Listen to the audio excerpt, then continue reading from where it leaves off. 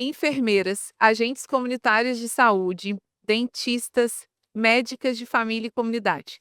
Uma equipe inteira para cuidar da saúde dos brasileiros e brasileiras. EQUIPE. Equipe. Aplicação numa frase: o lugar legítimo para praticar a fofoca e a confusão do nome da nossa especialidade, Medicina de Família e Comunidade. É sobre equipe que a gente vai discutir hoje. Chegou a hora do Papo de MFC, um espaço para a gente trocar ideias, experiências e se inspirar no dia a dia do cuidado que a gente presta. Eu sou Brenda Costa, vou fazer uma breve audiodescrição. Eu sou uma mulher parda de cabelo crespo, tá um pouquinho amassado com esse fone de ouvido, mas sem perder a beleza. Eu tô vestindo um vestido vermelho com uma pintura indígena e acessórios indígenas. Eu sou Arthur Fernandes, sou um homem branco de 1,75 com cabelo preto e olhos azuis. Estou vestindo uma camisa bordô e uma calça caqui. E estaremos aqui com vocês toda semana durante essa temporada. Então, dá 5 estrelinhas pra gente no Spotify, ativa o sininho e compartilha com seus contatos naquele grupo que você tem da residência, com seus médicos, colegas e na sua equipe de saúde da família também, porque afinal esse podcast é sobre isso, né. E a gente vai colocar um post no nosso Instagram e você deixa lá o seu comentário sobre por que você escolheu o MFC e como é o trabalho em equipe para você. Solta a vinheta. Hoje a gente tem aqui como convidado Fabiano Guimarães, médico de família e comunidade e presidente da Sociedade Brasileira de Medicina de Família e Comunidade, médico também de uma equipe de saúde da família em Belo Horizonte. Bem-vindo, Fabiano. Você pode se autodescrever? Muito obrigado, Brenda e Arthur, pelo espaço, pela oportunidade. Eu sou um homem pardo de 1,83 m, meu cabelo é castanho. Eu estou vestindo uma camisa branca com pequenas listras azuis e uma calça jeans escura. Você também tá com um colar muito bonito aí no pescoço, o que que é? É verdade, eu estou devidamente identificado já para o Congresso, com o nosso crachá de identificação, que vem com a novidade de ser um lino polar de um tema indígena bem típico do nosso Congresso. Verdade. Fabiano, a nossa temporada, ela traz uma costura que é pra gente levar motivação aos médicos e médicas de família do Brasil. E aí eu vou começar com essa primeira pergunta, que é a gente querendo saber o que te motiva a ser médico de família e comunidade. Bom, eu sempre digo que é a medicina de família e comunidade que me escolheu. Eu me formei, fui trabalhar e eu estava no interior trabalhando como médico geral de uma cidade do interior e passei a fazer parte de uma equipe de saúde da família, uma equipe de saúde da família rural. Eu visitava comunidades, algumas comunidades eu ia uma vez por semana, outras eu ia a cada 15 dias e fazia esse trabalho nessa cidade do interior de Minas Gerais chamada Barra Longa. E quando chegou o final do ano e era hora de escolher o que fazer enquanto especialidade, eu não tive dúvida que era medicina de família. Embora eu estou falando de um momento que era 2001, então praticamente pouquíssimas residências ainda pelo país, e eu fui para Belo Horizonte para fazer a primeira residência de medicina de família e comunidade da cidade de Belo Horizonte, no Hospital das Clínicas. Então, foi a experiência daquele trabalho em equipe numa comunidade do interior de Minas que me fez escolher a medicina de família e comunidade. Ai, muito lindo, né? Muito Já legal. conectou com o nosso tema de hoje. E a SBMFC teve um papel nisso, assim, porque antes dessa escolha, enquanto eu era médico, eu acompanhava uma lista de e-mails criadas pelo Falck, A famosa lista de e-mail do Google. a lista de e-mails do Google, e lá eu ficava lendo mensagens de Falck, de Inês Padula, de Elson Farias, de Ricardo Donato, de Eno Filho, e vendo aquelas mensagens e me identificando com aquilo, assim, né? Eu tive muita dificuldade durante a faculdade de me identificar com algo que eu realmente gostasse na medicina, mas aquele grupo que fazia aquelas conversas ali, eu me identificava. Então, foi ali que eu senti o desejo de fazer a prova, né?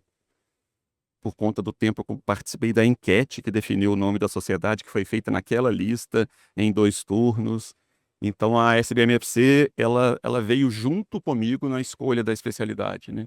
Eu quis ser da SBMFC antes de fazer a minha residência em Medicina de Família e Comunidade.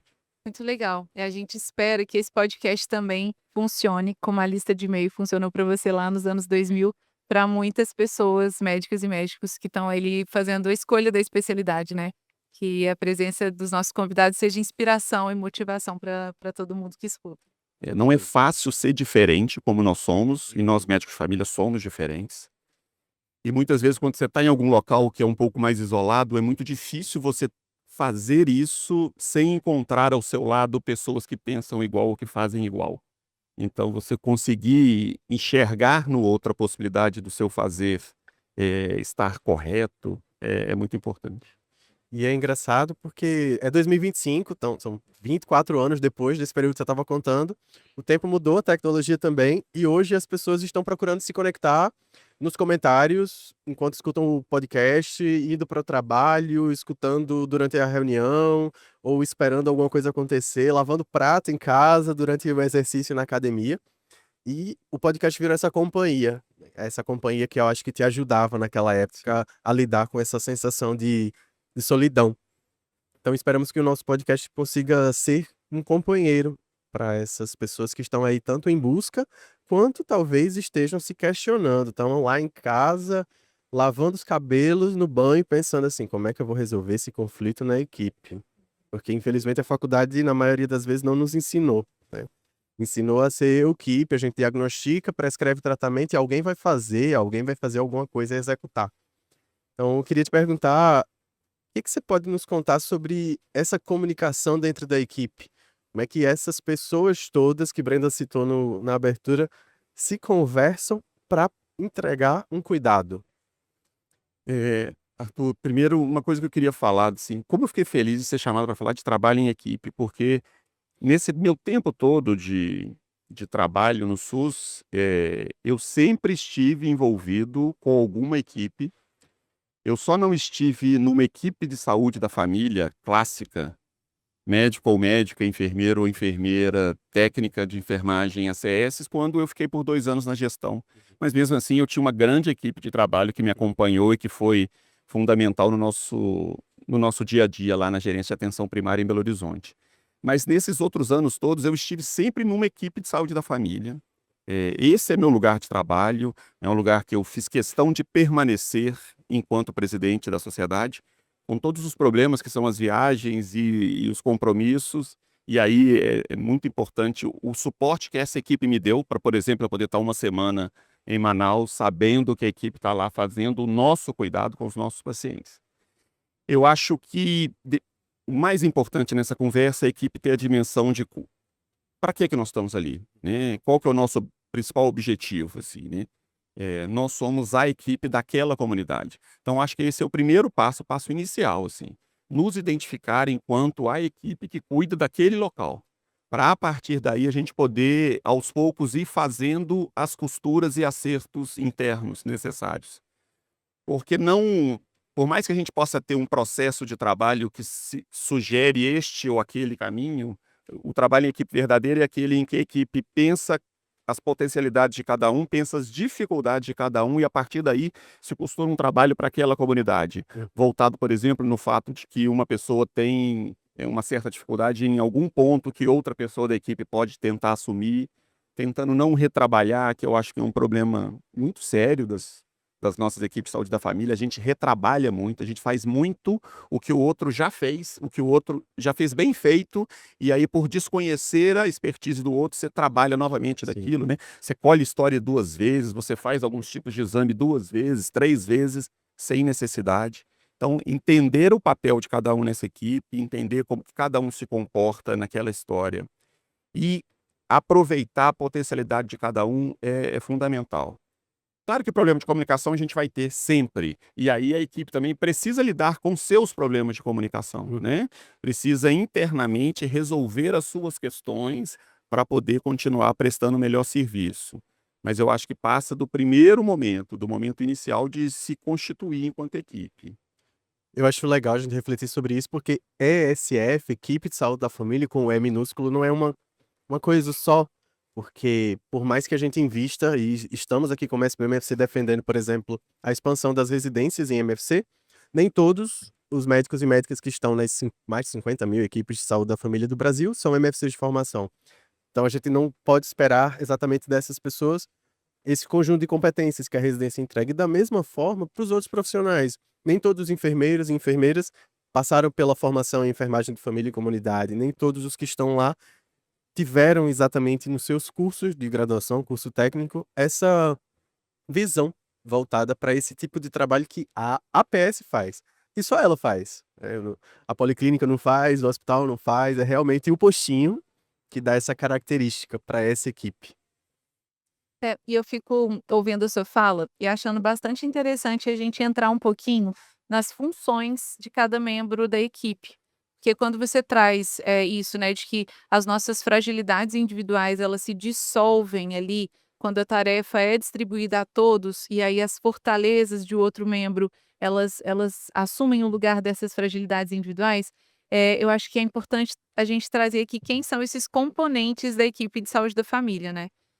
Então talvez você pudesse contar um pouquinho disso, assim, né, quem são esses membros, esses profissionais, e para a gente mergulhar nessa tarefa, assim, né, de qual é a parte que cabe a cada um, qual é a parte que cabe ao coletivo.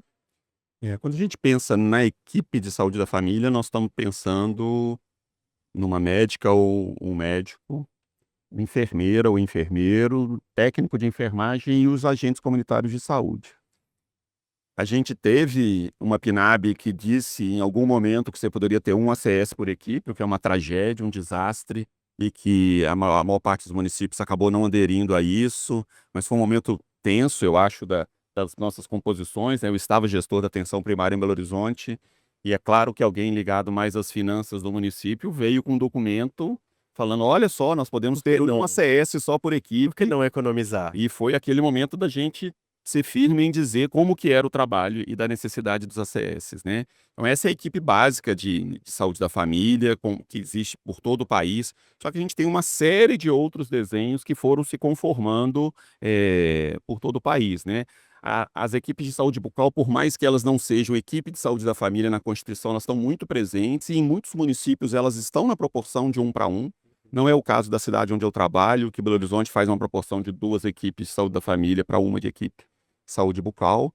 E a gente tem as EMULT, né, que antigamente se chamou NASF, que também é uma construção de longo prazo do Ministério, que acabou, né, o financiamento ali de 2018 a 2022, mas a gente tem retomado agora com uma série de composições possíveis para dentro da EMULT. E aí eu acho que um ponto importante da gente destacar é a ligação da equipe de saúde da família com um território. O quanto aquela equipe é responsável por aquele território. E aí, dependendo da conformação do município, ela pode ou não ter uma EMULT para auxiliá-la dentro de um espaço. Então, por exemplo, trazendo de novo para Belo Horizonte, a gente tem hoje uma EMULT para cada mais ou menos 10 equipes de saúde da família. O que significa dizer que a minha relação com a EMULT precisa ser uma relação de entender o recurso escasso que existe e utilizá-lo da melhor forma possível. Sim. Multiplicar os pães. Então, a construção que a gente fez, por exemplo, na minha unidade, é que a gente faz as discussões de casos dentro da EMULT, a gente não agenda para a EMULT, nem encaminha para a EMULT, a gente leva para a discussão, e nessa discussão a gente juntos define quem segue, sendo acompanhado pela EMULT, quem é acompanhado pela equipe de saúde da família com o suporte da EMULT, ou quem, de repente, não precisa daquele cuidado especializado da EMULT naquele momento. É uma tarefa difícil, porque, de novo, envolve para mim algo que é crucial nessa história, que é quem é responsável por aquela população, que é a equipe de saúde da família daquele território. E aí, essa equipe, ela precisa gerir os recursos que tem.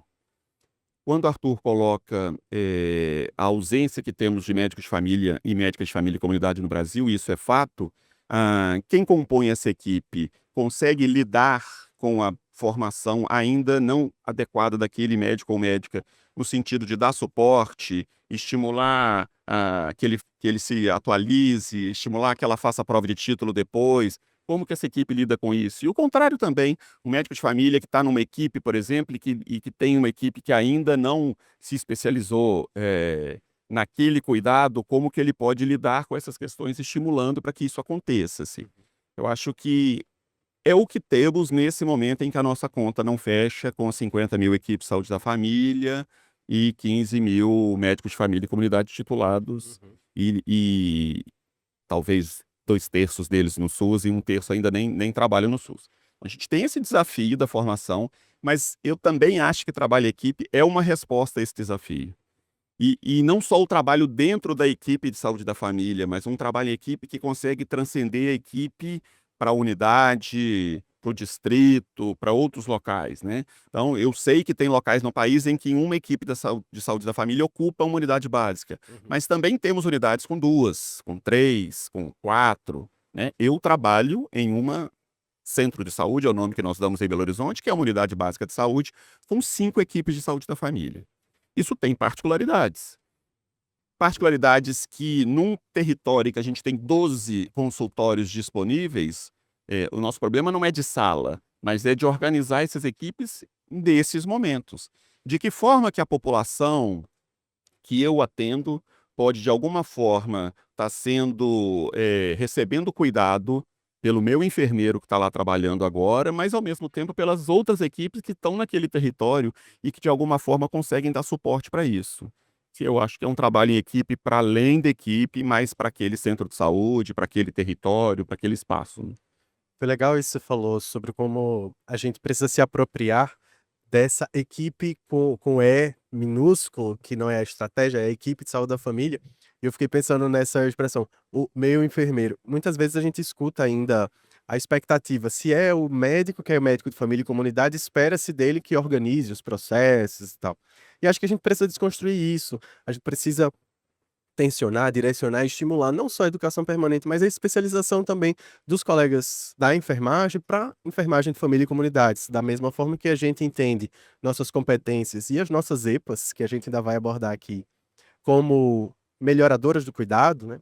A enfermagem de família e comunidade também é, assim como a Sem dúvida. especialização e a capacitação dos técnicos e dos ACS. E até esse pronome que às vezes a gente julga só como possessivo, meio enfermeiro, eu acho que precisa ser lido como ele é mesmo. É o meio enfermeiro que é o enfermeiro da minha equipe. E o contrário, é o meu médico que é o médico da minha equipe, com quem eu trabalho, em quem eu confio, É. para desenvolver essa parceria.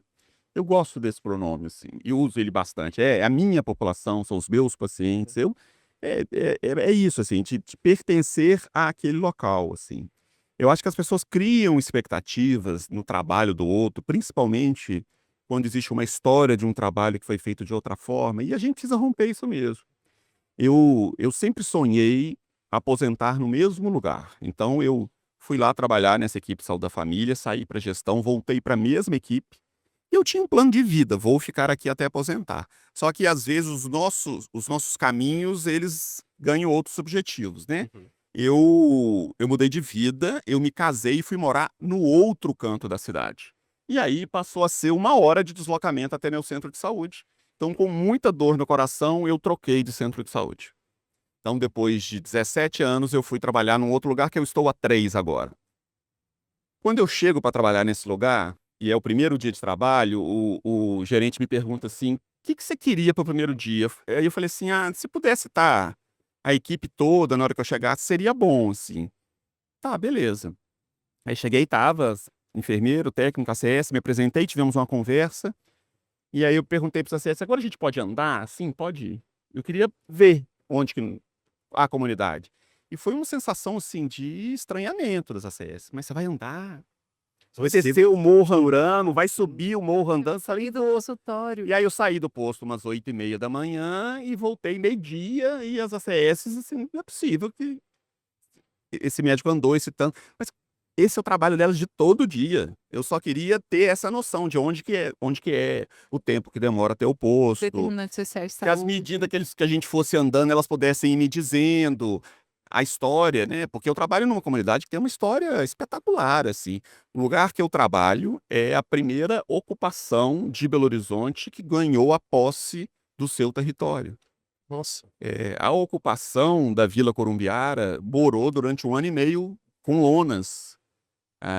Houve mais de 2 tentativas de desapropriação com polícia, helicóptero, e eles resistiram, ficaram, e hoje eles são donos desse território, está tudo urbanizado. Então, assim, a história daquele lugar uma história maravilhosa, assim, que eu só pude conhecer porque eu andei com os ACS lá naquele momento, assim. Fabiana, então você trouxe uma história ótima para a gente conectar essa ideia do território que você estava falando, né, dessa responsabilidade adscrita desse território com a equipe de saúde da família, né. Então, essa ferramenta que é um diagnóstico comunitário, que é entender a história do local, os determinantes de saúde, andar pelo território, né, como que ela se conecta com a tarefa de saúde, do cuidado em saúde, que essa equipe precisa desempenhar?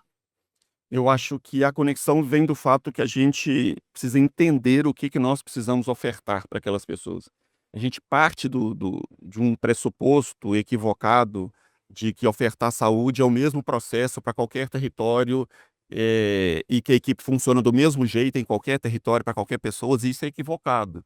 Nós, equipe, somos o recurso de saúde daquela comunidade. Sem entender como eles adoecem, o que que eles procuram quando eles adoecem, a forma de cuidado que eles precisam, a gente nunca vai conseguir realmente trabalhar processo de saúde e doença com essas pessoas. E é impossível fazer isso sozinho. Só se faz isso com o apoio da equipe, com o caminhar junto da equipe. E quando a equipe consegue atingir esse nível de trabalho, eh, ela, de certa forma, ela se protege do externo. Todo mundo vai ter um momento de crise na vida, um momento de maior estresse, um momento de maior dificuldade no trabalho, mas aquela equipe que está conectada junto carrega o outro nessa hora, né. Algumas semanas no congresso, realmente estava muito difícil me manter atendendo o tempo inteiro com tantas demandas, com tantas coisas. Mas a equipe abraça, entende, né, deseja boa sorte ao congresso, participa junto do processo. Então eu acho que a equipe faz isso, né, ela nos abraça nesse momento para que a gente dê conta. Achei legal que você usou a palavra crise, e esse também é o podcast da SBMFC, nós somos sociedade científica, a gente tem uma prerrogativa para deixar aqui uma dica, um artigo, fazer uma referência para os nossos ouvintes, e a gente vai deixar na descrição o link para um material de um autor francês, chama Pichon Rivière, provavelmente não pronunciei, porque eu não sei falar francês direito. Mas ele fala sobre essas crises que acontecem nas relações, e sobre os papéis que a gente ocupa. E é muito interessante entender, e provavelmente as pessoas vão escutar isso, ler o artigo e se imaginar dentro da equipe. Existe o papel do líder da mudança, que normalmente é aquele residente que chegou super empolgado e o preceptor tá lá e ele tá aprendendo as novas ferramentas, mas tem o líder da resistência. Aquela outra pessoa que é, não, a gente já tentou isso, não vamos por aí de novo, não vai dar certo. Tem o sabotador, que é aquele que vai e conta a fofoca da equipe para o chefe ou para os outros colegas e diz assim: "Ó, aquela equipe tá querendo inventar novidade, vai aumentar nosso trabalho". Enfim, esses papéis, eles são mutáveis, né, às E dinâmicos, vezes né? e dinâmicos. A gente, às vezes, chega no começo da residência com muita empolgação, mas é muito difícil se manter como líder da mudança durante 2 anos da residência. E é só a residência, né.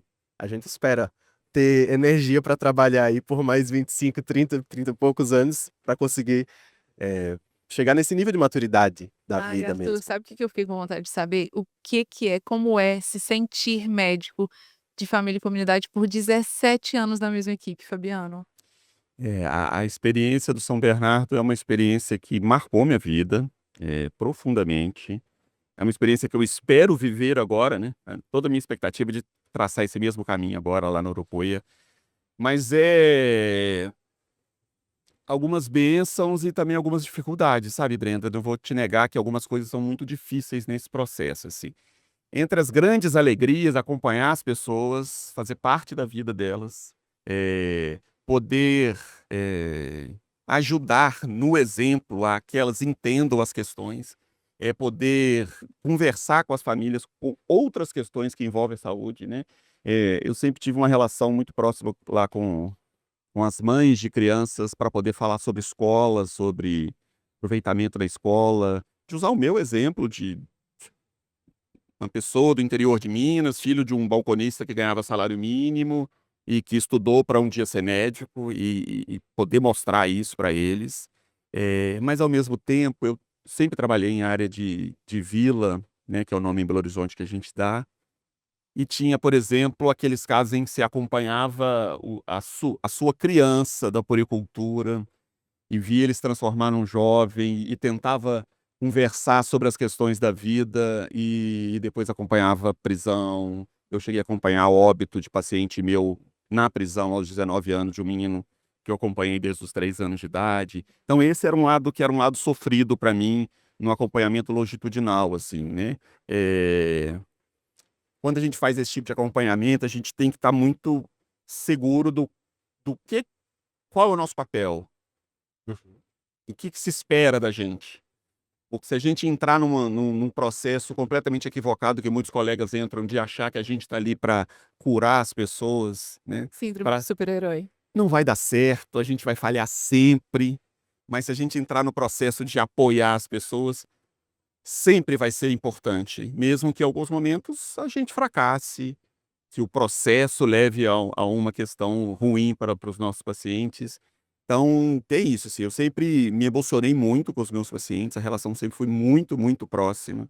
E até hoje eu tenho bastante contato, toda vez que eu vou para aquela região da cidade, passo por Bento para ver, para cumprimentar as pessoas, recebo mensagem. É, é impossível a gente não fazer uma conexão profunda quando você fica tanto tempo nesse lugar. Agora, pensando no nosso papel de médico de família, fica muito mais fácil, né? Sim. Muito mais fácil coordenar cuidado, muito mais fácil trabalhar questões da longitudinalidade. É aquela coisa do paciente entrar e você já tem uma ideia do que tem. O paciente faz o mesmo com a gente, né?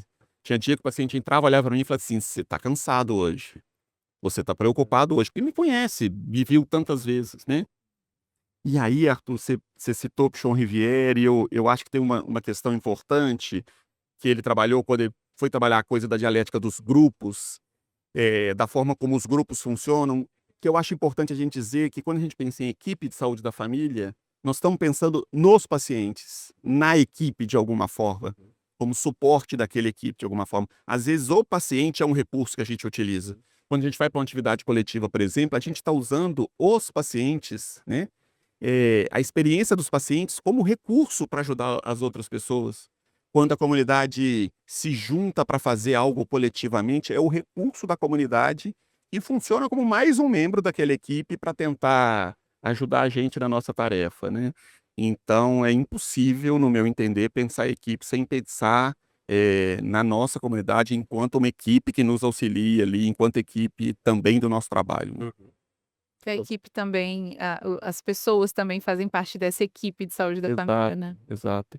E fazendo essa defesa, eu acho tão interessante, e vocês também já devem ter visto, essa quantidade de vídeos que de vez em quando aparecem de uma comunidade se mobilizando por conta de uma médica ou de um médico, querendo que ele permaneça ou querendo, algum suporte para ela. Eu acho isso muito interessante, porque é isso, dá à comunidade abraçar aquela equipe como dela, né. Sim.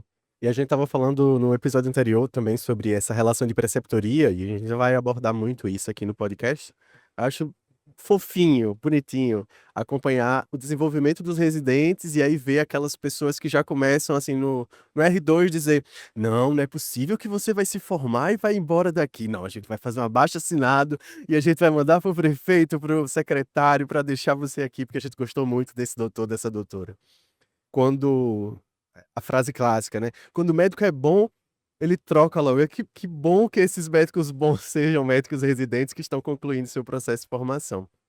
E eu acho que nessa esteira, a gente queria te convidar para contar um exemplo, assim, de uma experiência bem-sucedida, uma experiência exitosa, como a atenção primária gosta muito de falar no SUS, sobre esse trabalho em equipe, para ajudar a inspirar as pessoas. Tá.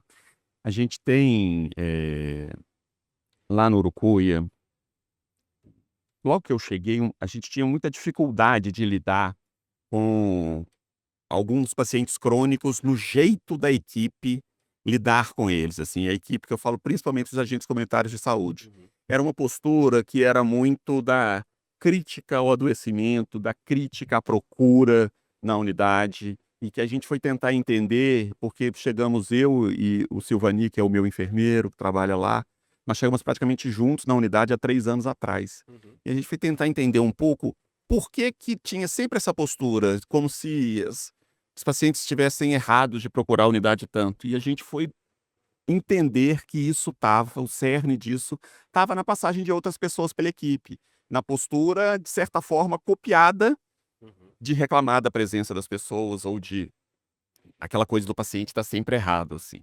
E aí foi necessário fazer esse trabalho de Quem somos nós? Para que nós estamos aqui para entender, né? Eu acho que esse foi um bom exemplo. E no São Bernardo a gente teve uma experiência super interessante a partir da identificação, que a gente tinha um grupo de hiperutilizadores que ocupavam uma faixa muito importante, né? Eles, em certo mês, um grupo de 10, 12 pacientes chegaram a consumir quase 8% das consultas ofertadas naquele mês. Era uma coisa. E aí a gente reuniu a equipe e estabeleceu cuidadores do caso, estabeleceu coordenadores do cuidado, entregando para cada um da equipe. Ó, então, nesse mês você vai acompanhar o cuidado da paciente tal, o ACS, o técnico. E aí, quando a gente se reunia, e aí, como que ficou ela durante esse mês? E aí vinha aquelas informações do acompanhamento e aquela sensação de pertencimento que o ACS, o técnico, passou a ter com aquele paciente. A gente fez esse acompanhamento durante 3 meses, depois mediu de novo com uma queda importante no número de procuras espontâneas daqueles pacientes. Eles passaram a ter consultas agendadas, resolvendo, né, de certa forma, a questão da hiperutilização. Então, assim, um monte de exemplos a gente pode dar, mas o que eu acho importante a gente deixar para os nossos ouvintes é que isso também pode ser do clínico, isso também pode ser do atendimento, do acompanhamento das pessoas. Às vezes a gente fixa muito a ideia do trabalho em equipe num grupo, numa atividade de promoção, numa atividade de prevenção, mas a gente tem enormes possibilidades de fazer trabalho em equipe com o acompanhamento clínico das pessoas, né? E fazendo isso, de certa forma, legitimando as pessoas. E quando um diabético vai a uma atividade qualquer de diabetes, ele tem a pressão aferida pelo enfermeiro, ele tem o pé examinado pelo técnico de enfermagem, que chama alguém ali para, em caso de alguma dúvida, você está legitimando o processo clínico de cada um naquela equipe. E está fazendo com que as pessoas confiem, né? Eu acho que a gente tem um monte de exemplo de como isso pode funcionar clinicamente também. ESF não é só fazer grupo, mas também e trabalhar em equipe na Estratégia de Saúde da Família é muito mais do que só a atividade coletiva, né? A Exato. própria reunião de equipe tem uma certa orquestra que a gente precisa organizar para que as pessoas tenham voz, para que as pessoas possam demonstrar essas capacidades clínicas que elas têm, que elas construíram. Sabe, Fabiana, eu ia gostar de ouvir como que você organiza a sua reunião de equipe, assim, acho que é um assunto que a gente precisa produzir ainda uma literatura a partir da medicina de família e comunidade, vai ser ótimo te ouvir. A reunião de equipe, primeiro ela precisa ter uma função, né? Ela precisa estar claro o que que nós estamos fazendo naquela reunião de equipe, né? Tradicionalmente, assim, né, lá nos primórdios da medicina de família, era super comum ali no começo dos anos 2000, reunião de equipe em cidade interior ser sexta-feira de tarde, sem atendimento no posto. O que era um sinônimo de, opa, acabou a semana, não precisamos atender mais ninguém. Eu acho que isso foi mudando hoje. A gente tem várias configurações de reunião de equipe. O que que eu acho que é o importante? Precisa ter clara a função, o que que nós estamos fazendo naquela reunião. A reunião ela precisa ser para que a gente consiga falar dos nossos pacientes, consiga dividir a nossa angústia, consiga pensar soluções para casos específicos. Então, se levar um caso, por exemplo, estou atendendo o paciente A e ele teve uma mudança na forma de tomar remédio, o que está acontecendo? E a ACS fala, é porque mudou isso na vida dele, é por conta disso ou daquilo, e aí a técnica traz uma outra informação, então precisa ser esse espaço, precisa ser um espaço da nossa angústia pessoal, é preciso que os membros da equipe encontrem acolhimento naquilo que eles estão sofrendo, Um naquilo espaço que eles estão seguro, né? sentindo. Um espaço seguro, onde ele possa, por exemplo, reclamar da carga de trabalho, ele possa, por exemplo, reclamar da forma que a recepção está mandando os pacientes, para que naquele espaço haja essa possibilidade de descarregar um pouco aquela emoção e passar para o segundo momento, que é o que fazemos com esse problema, como organizamos a mudança,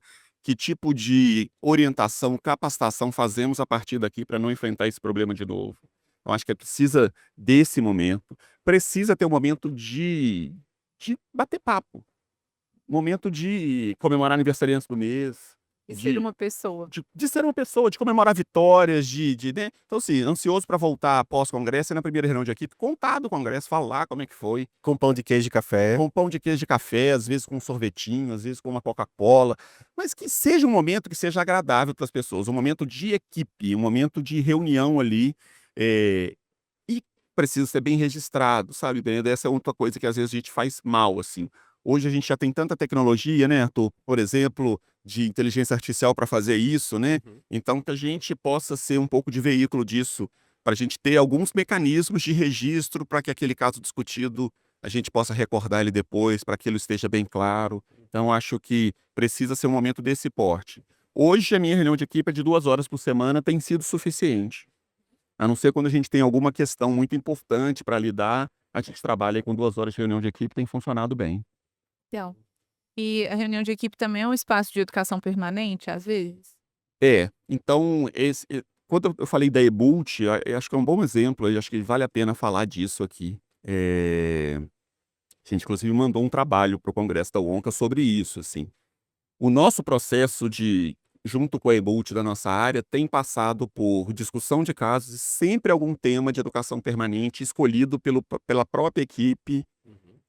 qual vai ser o tema do próximo mês, assim. Sempre algo pontual, mas importante, assim, né? Então, posso dar um exemplo, assim, Belo Horizonte ficou com muita dificuldade na fisioterapia pélvica, e precisava redefinir o fluxo das mulheres que estavam na fila.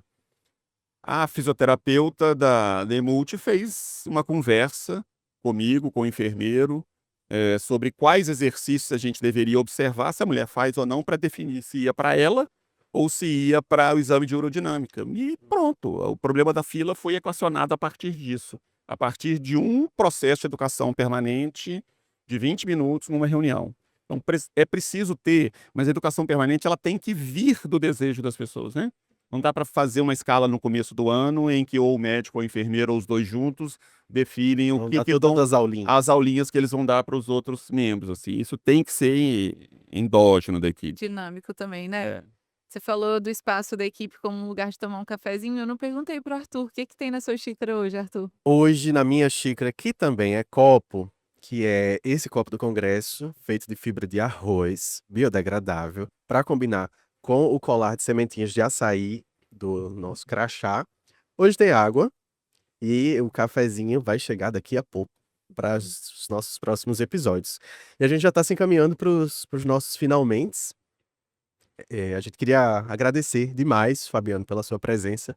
Eu, particularmente, fico feliz de ver essa pessoa que passou 17 anos na mesma equipe, podendo contar a sua história de maturidade, que também está aí nos cabelos grisalhos e na experiência.